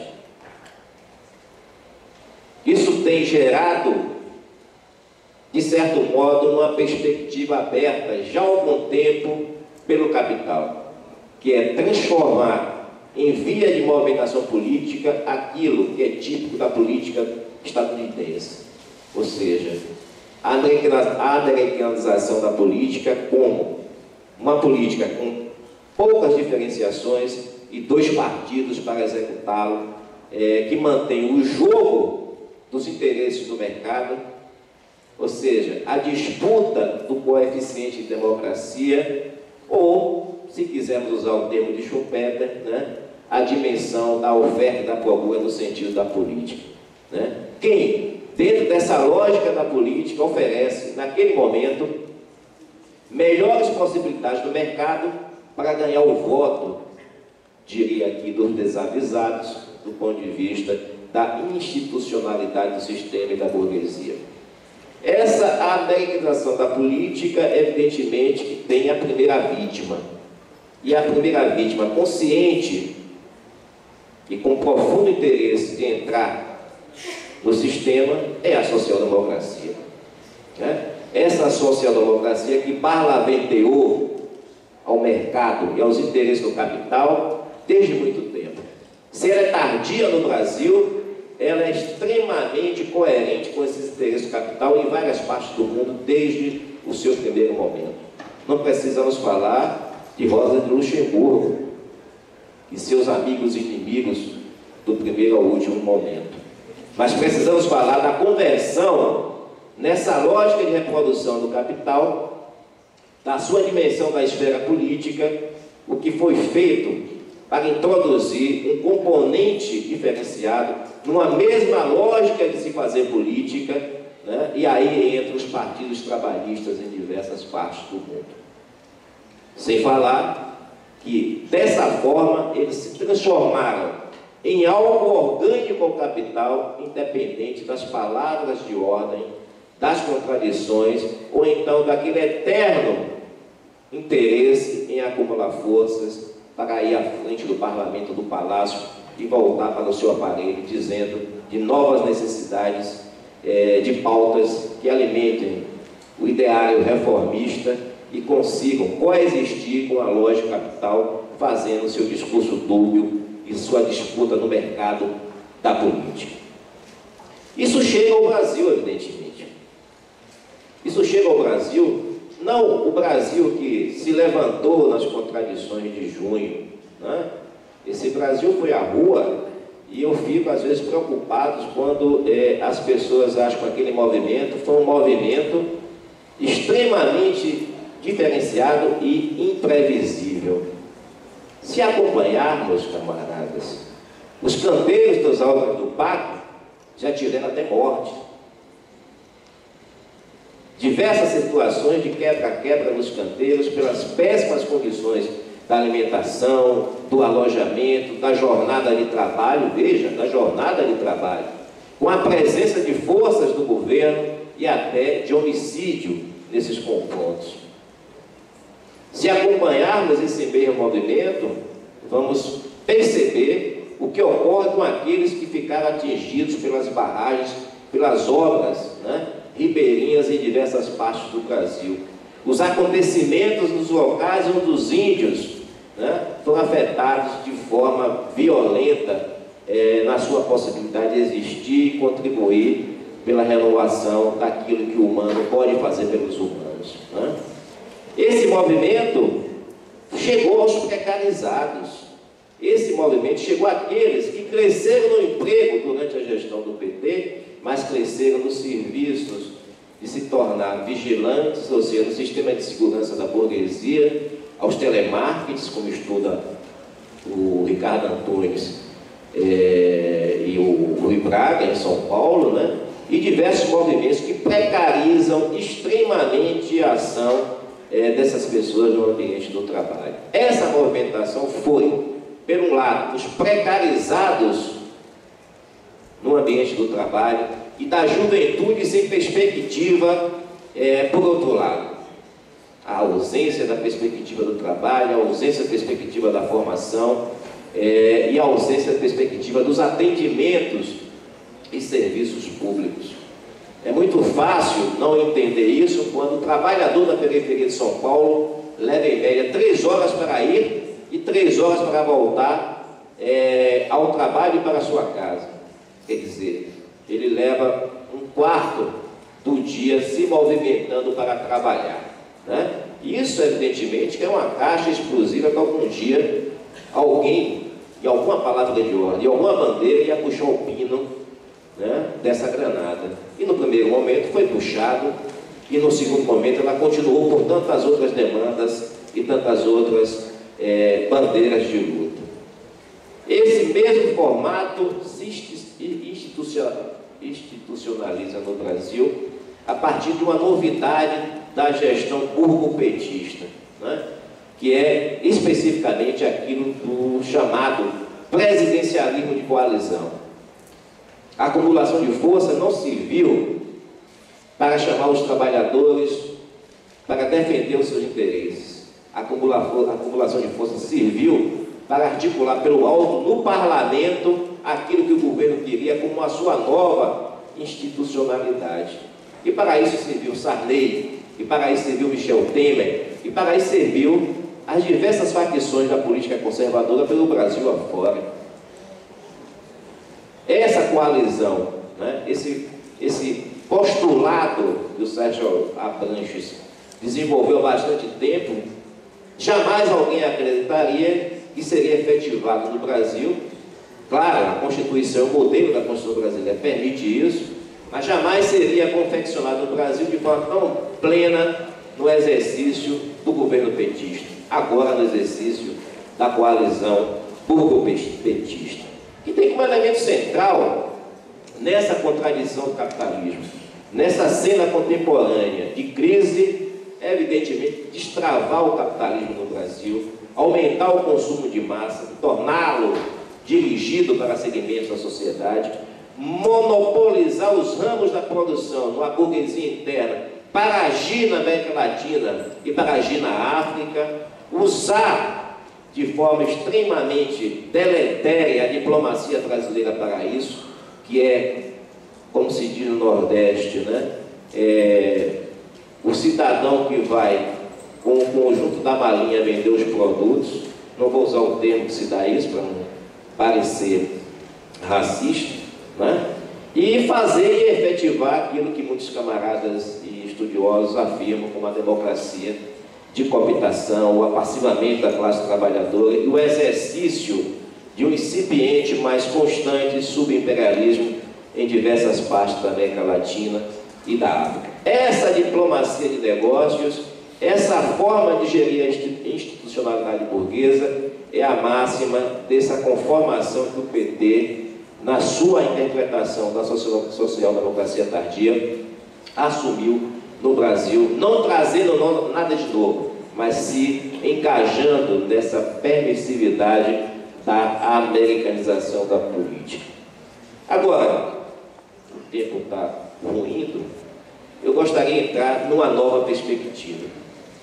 A perspectiva é aquela que, em toda a quadra da luta de classes, historicamente está comprovado isso, a história não se repete, mas ela aproxima situações, nos permite tirar lições a essa dimensão da crise, a essa particularidade da crise, as particularidades das lutas sociais, as particularidades dos movimentos populares e a presença em maior ou menor dimensão da classe trabalhadora, ela se faz e ela tem a sua singularidade e a sua necessidade histórica.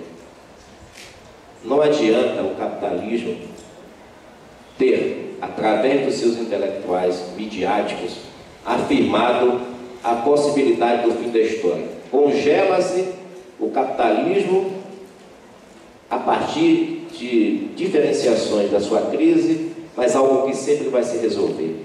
Para tanto, a classe trabalhadora vai fazer algumas reivindicações e novamente voltaremos ao cenário da última peça. Não se trata disso. A esse movimento tem um grande movimento, né, de resposta. Sempre vitorioso? Evidentemente que não. Derrotado? Sim, derrotado. Tirando lições e experiências para novos confrontos. E eu acho que tem uma coisa importante nesse processo que a gente precisa analisar, é essa incapacidade de entender a presença dos trabalhadores, a presença dos movimentos populares nessa quadra de baixa densidade ideológica do lado dos trabalhadores e dessa ausência de luta para outros no momento conjuntural e no cenário da luta de classe. A situação da Comuna de Paris em janeiro, fevereiro de 1871 remetia o que ocorreu posteriormente naquelas contradições. O ensaio geral de 1905 permitia analisar aqueles acontecimentos. A Revolução Russa de 1917 e os diversos levantes, vitoriosos ou não, do século XX, nos permitiam, com a sabedoria do conhecimento acadêmico ou do analista de fora, interpretar e entender que aquilo poderia ocorrer? Evidentemente que não. Evidentemente que não. Então a história não parou aonde a ideologia capitalista nos quer colocar.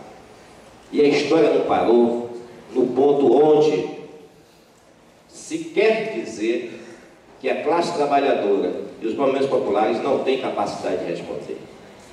Não vou entrar aqui especificamente no debate sobre os intelectuais, mas esses intelectuais hoje têm cumprido, por um lado, o seu papel, são aqueles orgânicos à burguesia, são aqueles, e aí sim, eu acho que Marx tem razão quanto a isso, se afirmam cada dia mais no aparato dessa mesma classe, mas tem efetivamente uma movimentação da intelectualidade engajada na nossa classe. Não é à toa que nessa faculdade, nessa universidade, estamos tendo um seminário que discute a obra de um comunista, pensa a realidade brasileira, projeta a perspectiva revolucionária e tem a presença não só dos acadêmicos, mas tem a presença de um camarada acordando na mesa que advém dos movimentos sociais, a presença ontem de um representante do MST, a presença de uma editora que representa também um salto de qualidade na perspectiva de organizar, do ponto de vista da cultura, os interesses da nossa classe, que é efetivamente a expressão popular, mas também a boitempo, mas também outras que têm esse mesmo papel a compreender. Eu acho que esse exemplo aqui é um exemplo importante do que a universidade pode discutir, mas a universidade não pode discutir por si só e para si. A universidade tem que trazer para esse ambiente as diversas forças que na política ou na contradição de classe, e aí não tem contradição, estão realizando o confronto, estão realizando as lutas por uma outra sociedade, pela emancipação que nós pretendemos, desejamos e que tenho certeza vamos fazer. Porque a história demonstrou que foi feita. Derrotada, pode ser derrotada, mas avançamos, chegaremos lá efetivamente. Então, trazer aqui, esse conjunto de lutadores sociais, trazer aqui os interesses da nossa classe para um debate no ambiente da universidade é um ponto que qualifica um outro segmento orgânico aos nossos interesses para discutir também o futuro dos trabalhadores, a questão da contra-hegemonia, super importante para todos nós. Então, gostaria de dizer aqui da minha extraordinária convicção que a luta possibilitar a vitória. E até lá, camaradas.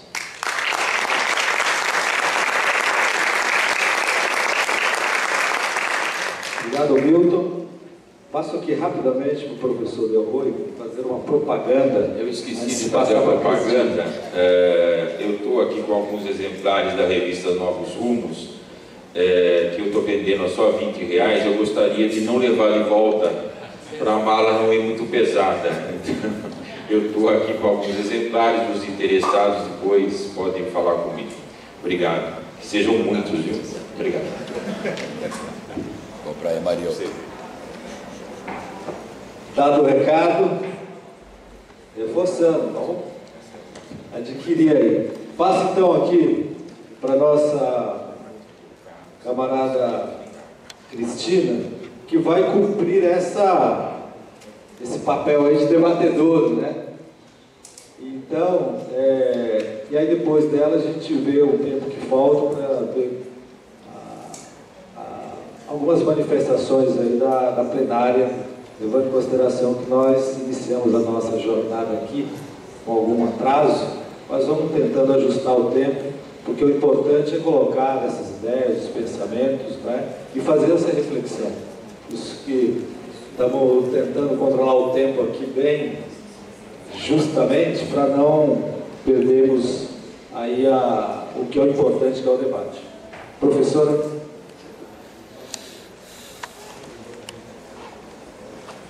Boa tarde a todos e todas. Eu queria, nesse momento, primeiramente, agradecer à Escola de Serviço Social da UFRJ, na pessoa do professor Marcelo, da professora Mavi, pela difícil tarefa que me foi dada nessa vida, né?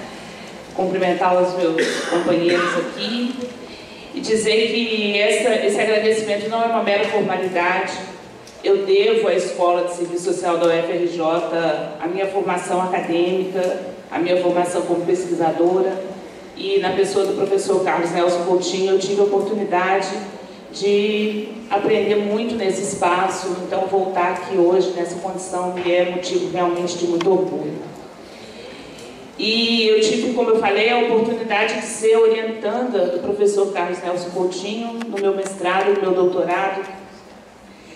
E hoje, nesses 3 dias, eu lamentei, talvez pela enésima vez, a morte do Carlos Nelson.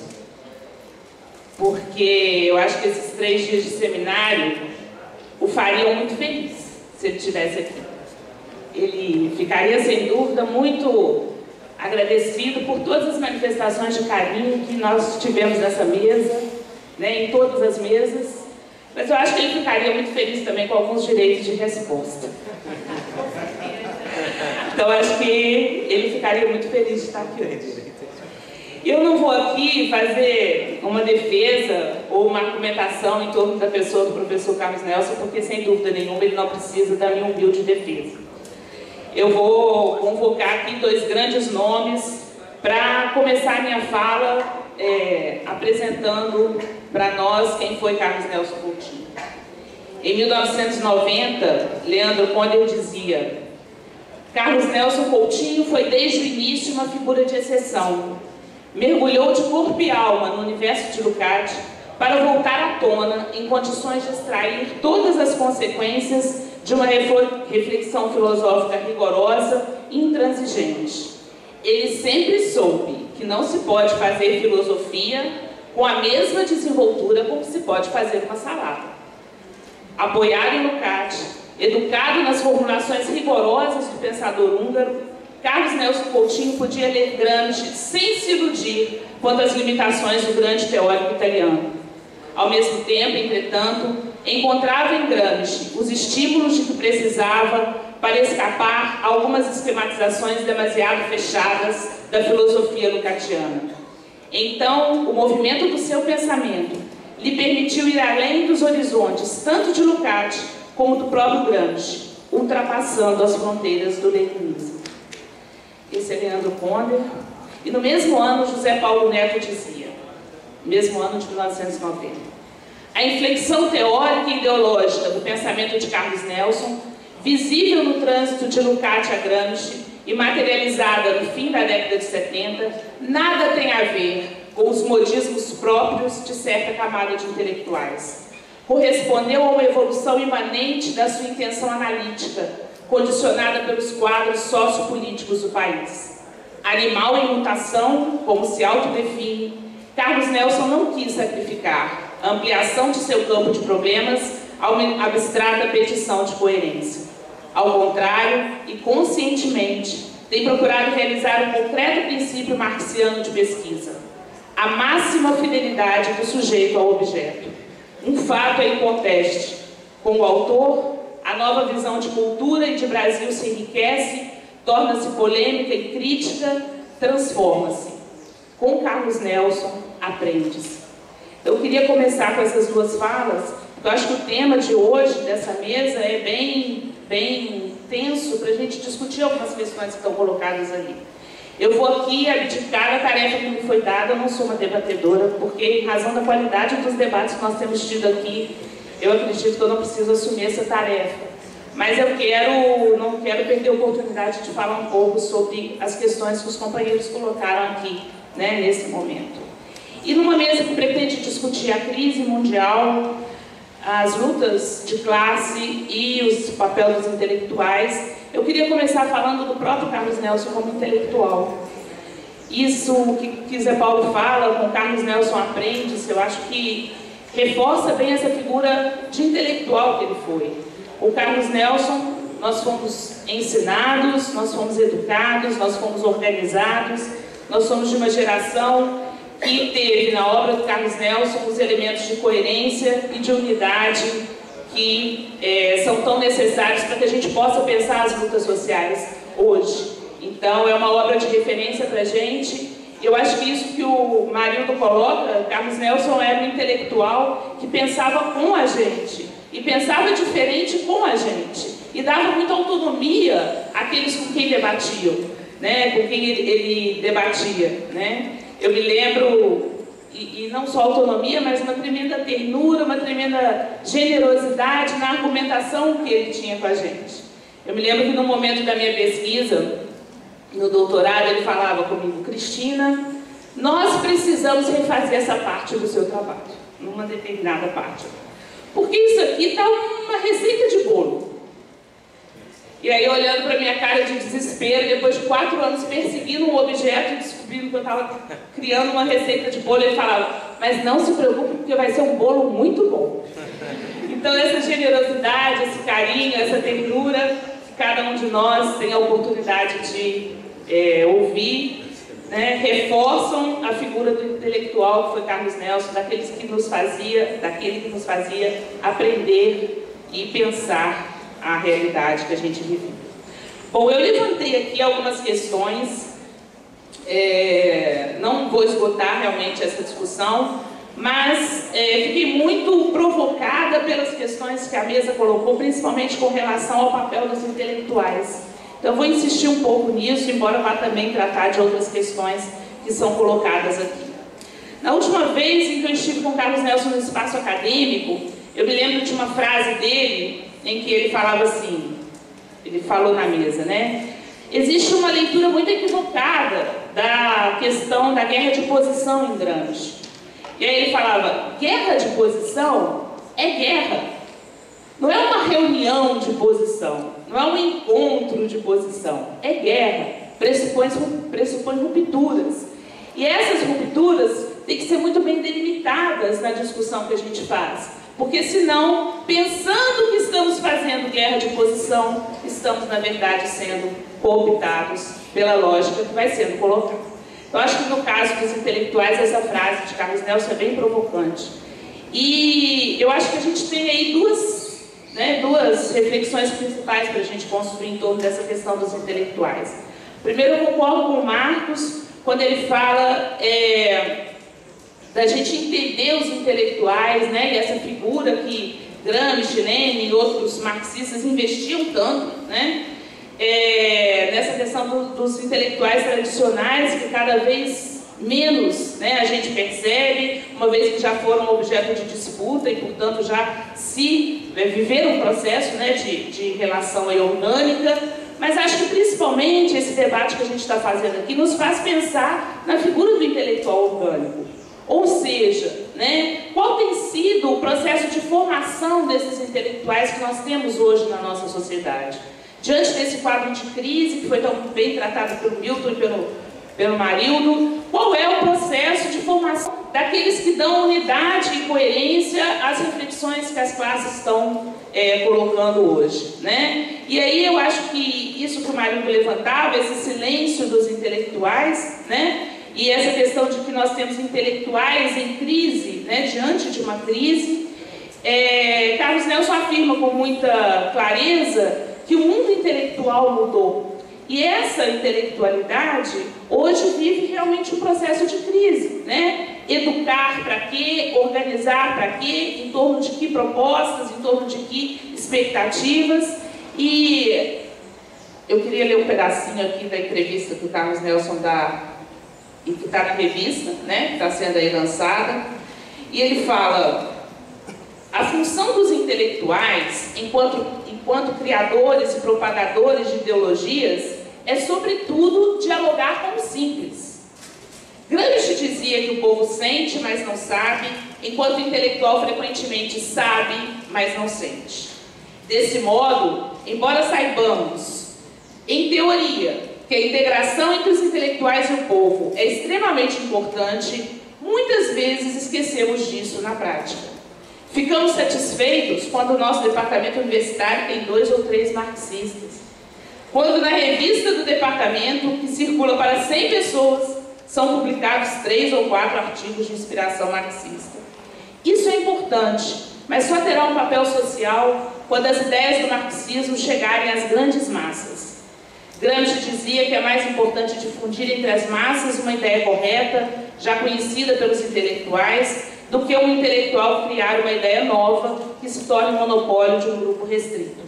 A socialização do conhecimento, sobretudo do conhecimento ligado ao pensamento social, é uma tarefa fundamental para os intelectuais, tarefa que muitas vezes, por vaidade, nem sempre fazemos bem.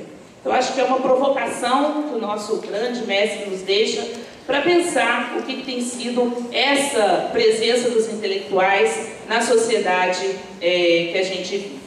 Da mesma forma, eu acho que Carlos Nelson insiste muito na problematização de que nós temos o grande intelectual, né? Mas que também nós temos um grande conjunto, essa leitura que a Lúcia fez hoje de manhã, né? Um grande conjunto de ramificações de pequenos e médios intelectuais que estão no cotidiano das lutas, que estão no cotidiano da organização das classes sociais. Eu acho que é muito importante a gente colocar isso aqui, principalmente, como já salientou o Milton, num espaço onde a gente deu voz, né, onde o evento deu voz aos movimentos sociais, trouxe os movimentos sociais para discutir aqui na mesa, para ser questionado, para ser arguído. Então, acho que é muito importante a gente pensar nessa articulação, né, entre esse grande intelectual, que muitas vezes nós, como diz o próprio Carlos Nelson, por vaidade nos colocamos nessa situação, mas também de como que nós estamos articulados aí com essa questão dos pequenos e médios intelectuais que estão fazendo a luta no cotidiano, né, dessa sociedade.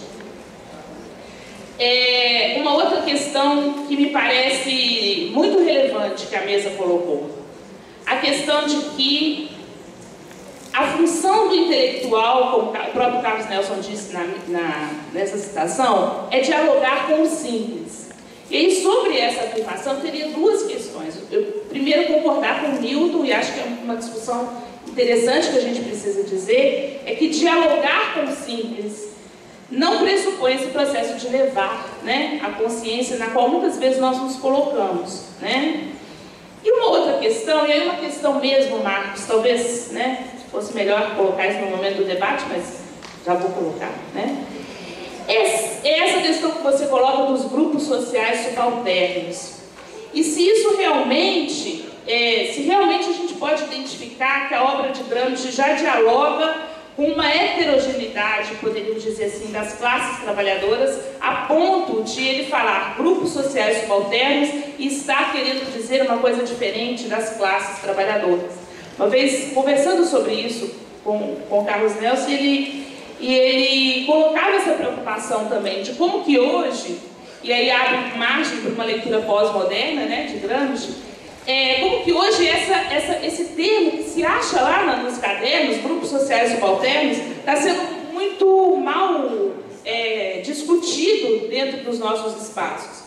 Porque, na verdade, Gramsci viveu a experiência da organização, da educação, né, da classe trabalhadora clássica na Itália, né? E se a gente poderia pressupor que Gramsci, escrevendo até o início dos anos 30, já falava de grupos sociais subalternos com essa intencionalidade de apresentar alguma coisa que fosse diferente na substância do processo aí de formação da classe trabalhadora, como a gente identifica.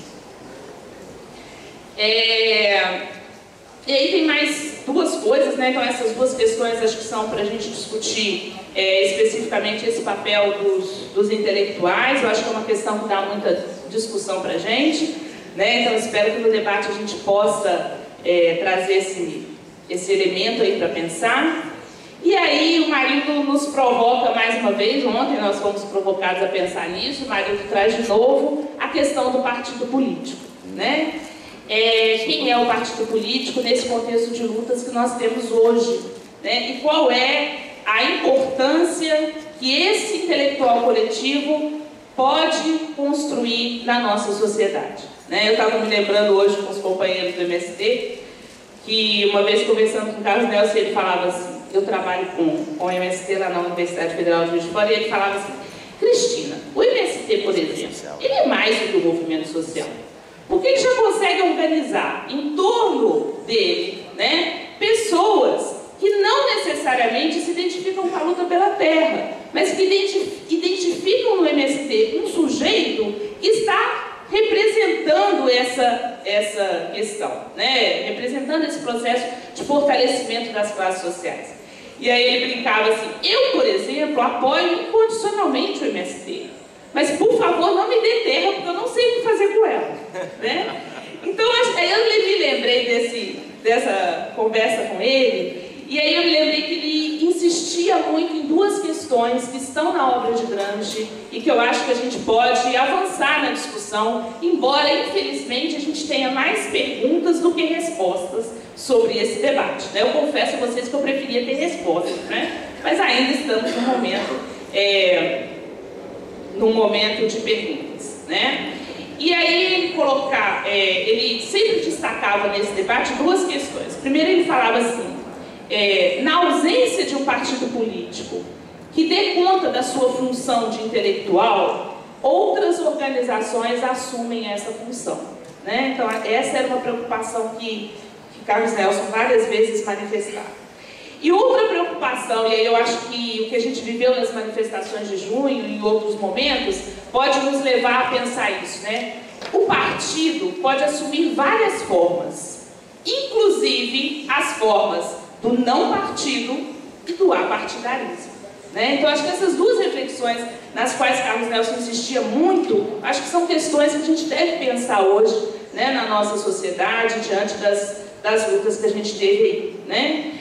E, por último, nessa discussão da crise, Milton insistiu muito nisso, Marildo também, identificando esse processo da crise, identificando os sujeitos que estão se colocando nesse processo da crise. E aí eu acho que tem uma outra reflexão gramsciana, e que Carlos Nelson também insistia muito, que foi colocada na mesa da manhã de ontem, mas que, na minha opinião, ultrapassa a discussão da cultura, que é a reflexão sobre o nacional popular, né? Então, a gente vive num contexto de crise mundial, num contexto de globalização, entre aspas, num contexto de mundialização do capital, mas a nação, e aí as falas dos companheiros aqui são significativas para comprovar isso, a nação continua a ser, e isso está na entrevista também, que Carlos Nelson Daia, que está aqui na revista, a nação continua a ser uma referência obrigatória.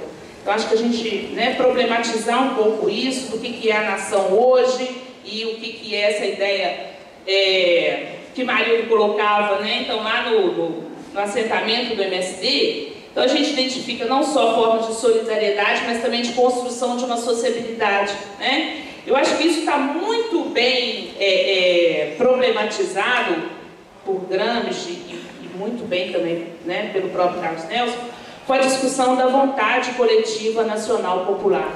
E quais seriam os espaços, né? Então, é mais do que uma dimensão da cultura, é uma dimensão social esse nacional popular, essa capacidade de imprimir uma intencionalidade popular no debate sobre as relações sociais no espaço da nação. Então, me parece que é muito mais do que uma dimensão cultural, é uma questão de uma vontade coletiva, então, que está colocada nessas relações sociais, e como que isso é extremamente atual para a gente pensar nesse contexto de crise que a gente está, foi tão bem trabalhado aqui pelos companheiros. Eu acho que é isso, e espero que o momento do debate dê conta de todas as outras imensas questões que eu não tive condições de sistematizar. Obrigada.